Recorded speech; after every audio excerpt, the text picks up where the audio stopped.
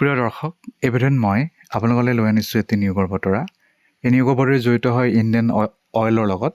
Indian অইলৰ বহুতো ব্ৰাঞ্চত বহুতো পদ খালী হৈছে, কিছুমান টেকনিকেল, কিছুমান নন টেকনিকেল, কিছুমানত যিকোনো ষ্ট্ৰীমত গ্ৰেজুৱেশ্যন হ'লেও হ'ব, কিছুমানত ডিপ্ল'মা লাগিব টেকনিকেল, তাৰপিছত হাই ছেকেণ্ডেৰী পাছ কৰা, নহ'লে মেট্ৰিক পাছ, ITI পাছ ইত্যাদি লাগিব।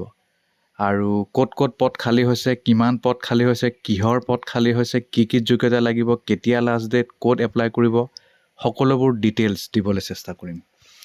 Indian oil corporation limited, marketing division, northern region, Indian oil Bhawan, Shri Aurobindo Marg, Yusuf Sarai, New Delhi. Notification for engagement of trade technician graduate apprentice under the Apprentices Act 1961. প্ৰথমটো হৈছে technician apprentice mechanical, technician apprentice electrical, technician apprentice instrumentation, technician apprentice civil, technician apprentice electrical and electronics, technician apprentice electronics. 10টা total পদ খালী, unreserved 6, EWS 1, SC 1, OBC NCL 2 তেনেকুৱাকৈ পদ খালী হৈছে। তাৰপিছত নেক্সটটো আহিল trade apprentice fitter, electrician, electronics mechanic, instrument mechanic, machinist 10টা পদ খালী। তাৰপিছত আহিল গ্ৰেজুৱেট এপ্ৰেণ্টাইজ 20টা, trade apprentice data entry operator class 12 pass কৰিলেই হ'ল। আৰু trade apprentice data entry operator skill certificate holder 10টা, টেকনিচিয়ান এপ্ৰেণ্টাইজ মেকানিকেল আৰু ইলেক্ট্ৰিকেল, ইনষ্ট্ৰুমেণ্টেশ্যন, চিভিল 12টা, ইলেক্ট্ৰিকেল এণ্ড ইলেক্ট্ৰনিক্সকো যোগ কৰি আৰু ইলেক্ট্ৰনিক্স যোগ কৰি 12টা পদ খালী। তাৰপিছত আহিল trade apprentice fitter, electrician, electronics and mechanic, instrument mechanic, machinist, graduate apprentice 8টা, ডাটা এণ্ট্ৰি অপাৰেটৰ আৰু স্কিল চাৰ্টিফিকেট হোল্ডাৰ। দিল্লীত খালী, হাৰিয়ানাত খালী, য'তে খালী হওক আপোনালোকে এপ্ৰেণ্টাইজ খাটিলে হ'ল। তাৰপিছত আহি আপোনালোকে অসমতো এপ্লাই কৰিব পাৰিব, কথা নাই। আৰু এপ্ৰেণ্টাইজ নোহোৱাকৈ, এক্সপিৰিয়েঞ্চ নোহোৱাকৈতো আপোনালোকে পাৰ্মানেণ্ট চাকৰিও লাভ নকৰিব। পাঞ্জাৱত খালী, একেই ধৰণৰ পদে বহুতত খালী হৈছে।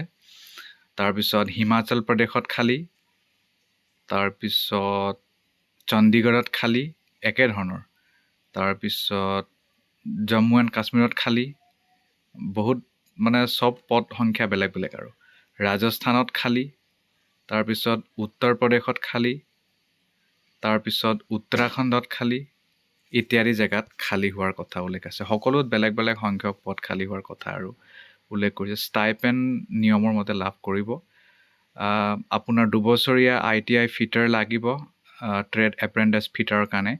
ইলেক্ট্ৰিচিয়ানৰ কাৰণেও ITI ইলেক্ট্ৰিচিয়ান 2 বছৰীয়া, ইলেক্ট্ৰনিক্স মেকানিক 2 বছৰীয়া ITI সেইটো নিৰ্দিষ্ট বিষয়ত, আৰু ইনষ্ট্ৰুমেণ্ট মেকানিকৰ কাৰণে ITI, আৰু মেচিনিষ্ট কাৰণেও ITI, মেকানিকেলৰ কাৰণে 3 বছৰীয়া ডিপ্ল'মা মেকানিকেল ইঞ্জিনিয়াৰিং মিনিমাম 50%, ইলেক্ট্ৰিকেলৰ 3 বছৰীয়া ডিপ্ল'মা ইন ইলেক্ট্ৰিকেল ইঞ্জিনিয়াৰিং, ইনষ্ট্ৰুমেণ্টেশ্যন 3 বছৰীয়া ডিপ্ল'মা ইন ইনষ্ট্ৰুমেণ্টেশ্যন, টেকনিচিয়ান চিভিল 3 বছৰীয়া ডিপ্ল'মা, আৰু ইলেক্ট্ৰিকেল 3 বছৰীয়া ডিপ্ল'মাই মেক্সিমামত লাগে। আৰু গ্ৰেজুৱেট এপ্ৰেণ্টাইজৰ কাৰণে BA, BCom, BBA, BSc যিকোনো ষ্ট্ৰীমত কৰিলে হ'ল, কথা নাই। মিনিমাম 50% লাগিব, খালী ৰিজাৰ্ভ হ'লে 45ত চলি যাব। ডেটা এণ্ট্ৰিৰ কাৰণে ক্লাছ 12 বা ইয়াতকৈ তলত, আৰু স্কিল চাৰ্টিফিকেট হোল্ডাৰৰ কাৰণে একেই, ইমানটো ইয়াৰ তলত।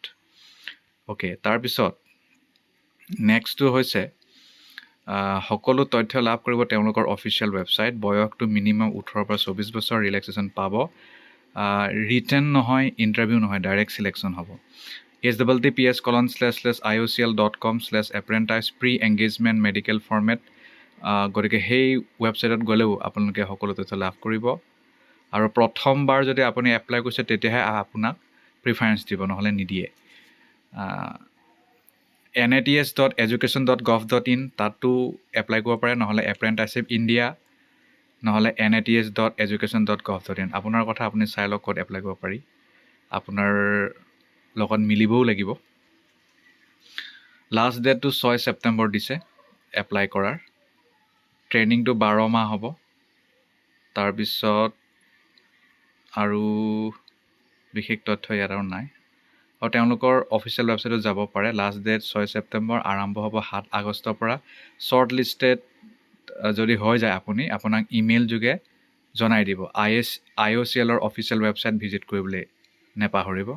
পান কাৰ্ড, আধাৰ কাৰ্ড, বেংক আৰু চেক বুক যি আছে সকলো তথ্য লাগিব মেট্ৰিকৰ পৰা আৰম্ভ কৰি এপ্লাই কৰোঁতে। এইবোৰ মূল বস্তু হয়, সেইবোৰ নিদিলে নোৱাৰিব।